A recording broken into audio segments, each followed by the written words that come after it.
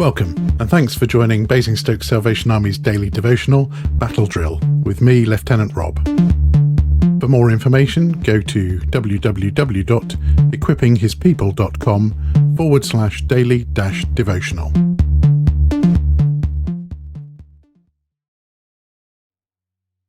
Hello, and welcome along to another week of Battle Drills. This week, we consider how everything God created, including you and me, is designed to connect with each other.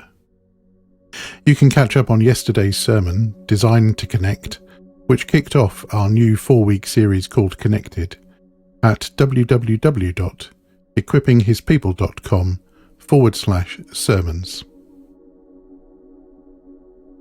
Our passage for this week is Genesis chapter 1, verse 1 to chapter 2, verse 3. Today, I'm going to read it from the New International Version. The beginning. In the beginning, God created the heavens and the earth. Now the earth was formless and empty. Darkness was over the surface of the deep, and the Spirit of God was hovering over the waters. And God said, "Let there be light." And there was light. God saw that the light was good, and he separated the light from the darkness. God called the light day, and the darkness he called night. And there was evening, and there was morning, the first day. And God said, "Let there be a vault between the waters to separate water from water." So God made the vault, and separated the water under the vault from the water above it. And it was so. God called the vault sky. And there was evening, and there was morning, the second day. And God said, "Let the water under the sky be gathered to one place, and let dry ground appear." And it was so. God called the dry ground land, and the gathered waters he called seas. And God saw that it was good. Then God said, "Let the land produce vegetation, seed-bearing plants and trees on the land that bear fruit with seed in it, according to their various kinds." And it was so. The land produced vegetation, plants bearing seed according to their kinds, and trees bearing fruit with seed in it according to their kinds. And God saw that it was good. And there was evening, and there was morning, the third day. And God said, "Let there be lights in the vault of the sky to separate the day from the night, and let them serve as signs to mark sacred times and days and years, and let them be lights in the vault of the sky to give light on the earth." And it was so.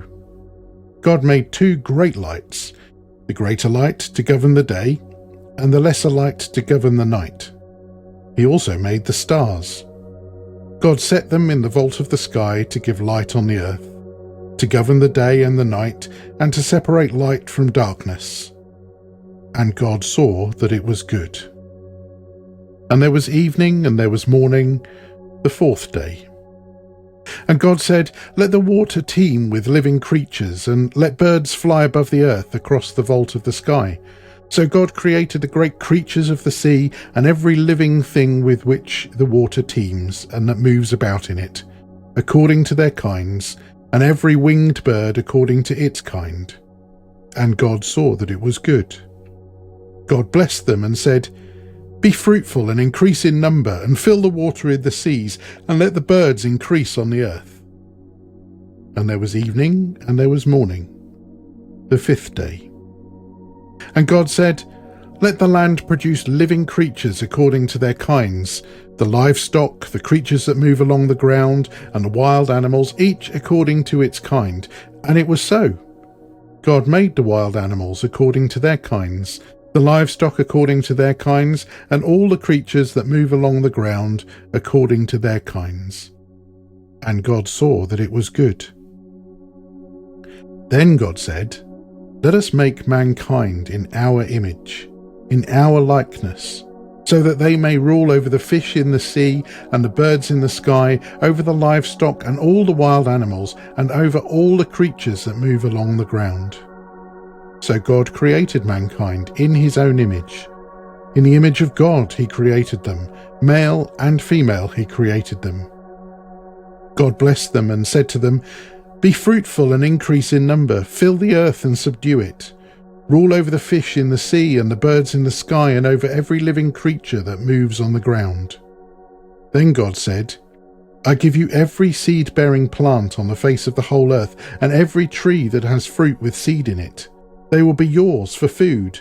And to all the beasts of the earth and all the birds in the sky and all the creatures that move along the ground, everything that has the breath of life in it, I give every green plant for food." And it was so. God saw all that he had made, and it was very good. And there was evening, and there was morning, the sixth day. Thus the heavens and the earth were completed in all their vast array. By the seventh day God had finished the work he had been doing, so on the seventh day he rested from all his work. Then God blessed the seventh day and made it holy, because on it he rested from all the work of creating that he had done.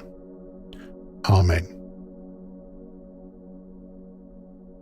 Have you ever stopped to think just how incredible it is that everything in our universe fits and works together? The very beginning of the Bible starts with the very simple yet profound statement that God created the heavens and the earth. Our faith is tested by only the fourth word into the scriptures. The galaxy we live in is vast. It is spinning at a speed of about 490,000 miles an hour, but it still takes it over 200 million years just to make one rotation. And there are at least another 1 trillion galaxies similar to ours in the universe. The number of stars in the universe is more than all the grains of sand on all the beaches of the world. But this complex sea of spinning stars functions with remarkable order and efficiency. There would be disastrous consequences if just one of the features of the universe were to get seriously out of kilter. If all that is true, then it seems to me that it takes more faith to believe that anything other than God is behind it all. God really did create this universe, and he is worthy of our worship and our praise. The connectedness of the universe reveals something of this God. He is relational. He wants to connect with his creation. God did not need to create the universe. He chose to do so. God's creation of the universe, this earth and its people, you and me, is an expression of his love. As you move through creation today, marvel once again that God created it all because he loves you. As you reflect on that truth today, think over this question. Where is your favourite place in the world to get away from it all and to connect with your Creator? And I'll see you again soon for another battle drill.